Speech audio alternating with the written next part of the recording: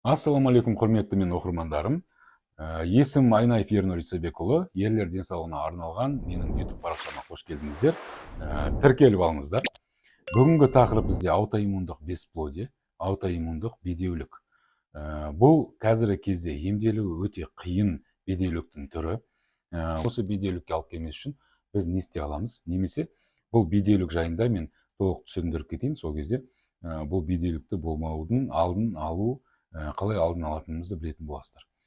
Аутоиммундық бедеулік деген ол біздің иммунитетіміз, яғни бізде Алла тағала солай жасаған мощный иммунитет бар. Оның ішінде өте көп киллерлар бар, макрофаг, супрессорлар, жаңа клеткалар көп, лимфоциттар, защитный қорғаушы клеткалар өте көп. Сол клеткалар біздің ағзаға түскен зиянды нәрселердің бәрін жеп қоюға дайын тұр. Главный бір мысалы Т супрессор деген нелер бар, клеткалар бар. Олар распознавать етеді, клеткалар қандай зиянды нәрселер бізге түсті, вредоносный біздің ағзамызға зиянды әрекет жасайтын нәрселер түскенін распознавать етеді. Олар киллерлар жібереді. Сондай ағзада да біздің жаңағы мысалы соғыс болған кезде біз стратегия құрады ғой, мынау табу керек, разведка жасау керек деген сияқты. Ағзада да тура сондай нәрсе болып жатады. Сол үшін сол процесс бізде бұзылса, біздің мынау аталық безінің ішіндегі спермограмма ол чужеродное тело, басқа дене. Яғни біз қазір әйелімізбен үйленіп бала жасайтын болсақ, бізде әркім жаңағы әр ұрық өзінің хромосомасын, носитель хромосомасын тасымалдап жүрді. Сол хромосома ол басқа дене, басқа адам. Қазір әйел хромосомасымен қосылады да, ол басқа адам болып шығады. Мысалы біздің балаларымыз біз емес қой, біздің хромосома емес, оларда уже басқа хромосома. Сол үшін жаңағы біздің спермограмма біздің өзімізге чужеродный дене. Яғни біз басқа баланы тасымалдап жүрміз деген сөз. Өзіміздің баламыз, бірақ ол біздің денеміз болмаған үшін, егер біздің иммундық жүйе оны көріп қоятын болса, оны шабуылдап, оны жоқ қылып жіберетін болады. Сол үшін Алла тағала мынандай нәрсе жасаған. Гематотестикулярный барьер деген барьер қойып қойған. Аллахтың құдіреті қандай? Біздің ағзада жүрген нәрсемізді біздің ағзамыз, иммундық жүйеміз көрмей тұр. Соны көрмеу үшін сондай барьер жасап қойған, қоршап қойған. Ұрықты, яғни бізде көре алмайды ағза. Қалай біздің ұрығымызды ағза көріп қояды, солай оның бәрін жеп қояды сразу. Оның атын аутоиммундық бедеулік деп айтаймыз. Қай кезде біз ұрықты көріп қоя алады организм? Бізде аталық безіне қатты жарақат болған кезде определенный процент, бәрінде емес, мысалы кейбіреулер айтуы мүмкін, менде жарақат болған, жұмыртқамнан біреу бір тепкен, доп тиген, бірақ менде балам бар, 5-6 балам бар деген сияқты жазып жатуы, айтып жатуы мүмкін. Сол үшін бұл определенный процент, бәрінде емес. Қандай, кімде әсер ететінін айта алмаймыз.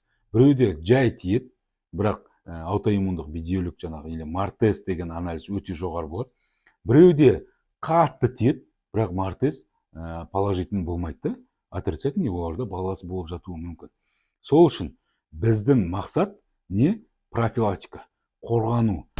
Сондай проблема болып қалмас үшін сақтық шараларын қолдану.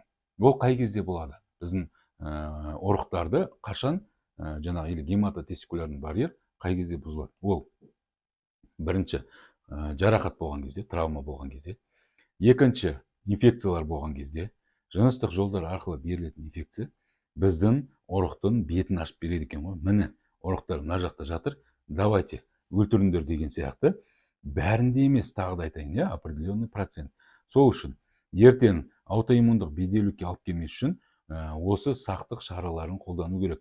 Жаңа жыныстық жолдар арқылы берілетін инфекциядан максимально қорғану керек.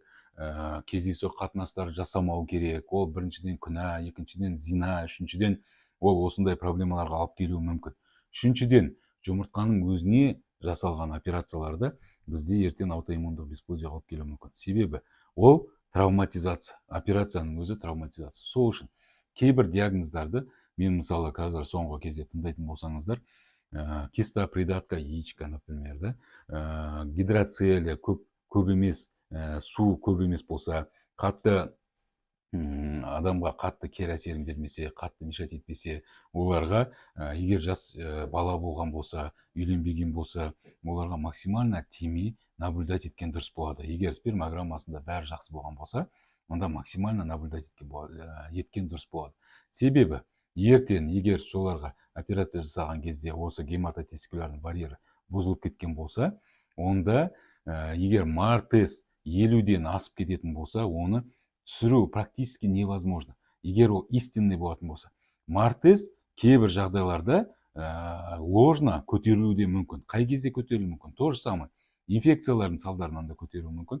Бірақ көп жағдайда инфекцияны, қабынуды, сол процесстарды емдеген кезде көп жағдайда мар-тест қайтадан түсіп, жаңағы варикоцеле салдарынан да тоже көтеріп жатқан кездер болады.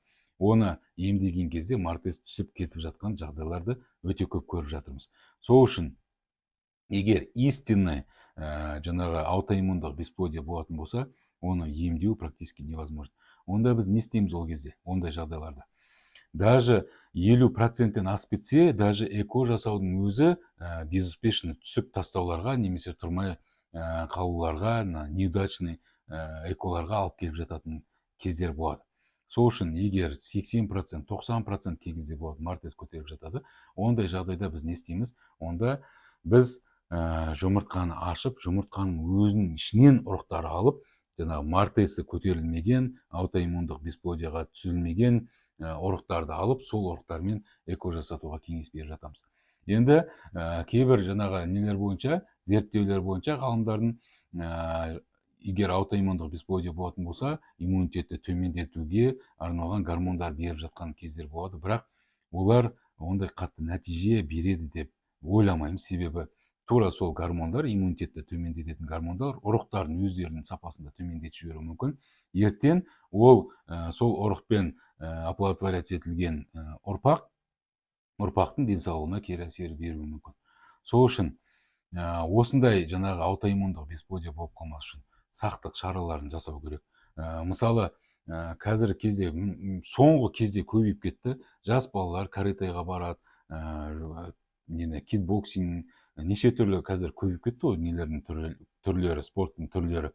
Соларға барып күрестің өзінен де жарақат алып қалып жатқан кездер болады. Сол үшін олар жұмыртқаны қорғайтын жаңағы қапшықтар киіп, максимально сақтық шараларын жасап, жаңағы неге спортқа қатысқан дұрыс деп ойлаймын. Себебі ертең ол баланың болашағы. Ертең сол үшін жаңа бір травма алып қалған үшін ертең бала көтере алмай жүрсе, ол кезде уже қиын болады. Именно аутоиммундық бесплодияны емдеу практически невозможно. Ол кезде уже жаңағындай операция жасап, ұрықтың ішінен алып, оның ішінен жаңағы қазіргі медицина дамып жатыр ғой, эколарды дамып жатыр, ішінен жаңағы тазалап, генетически тазасын, ауырмағанын, дені сау ұрықты алып, сондай нелерден, фильтрдан өткізіп, содан кейін ғана барып, жасауға, эко жасауға кеңес беріп жатамыз. Сол үшін аутоиммундық бесплодияға алып келмес үшін жоғарыдағы айтқан сақтық шараларын қолданған дұрыс болады. Видео пайдалы болған болса, лайк басып, таныстарыңызбен, достарыңызбен бөлісіп кетсеңіздер болады. Қандай келесі видеода қандай видеолар тыңдағыларыңыз келсе, соны комментарияға жазып кетіңіздер. Сол тақырыптарды қозғауға тырысатын боламыз.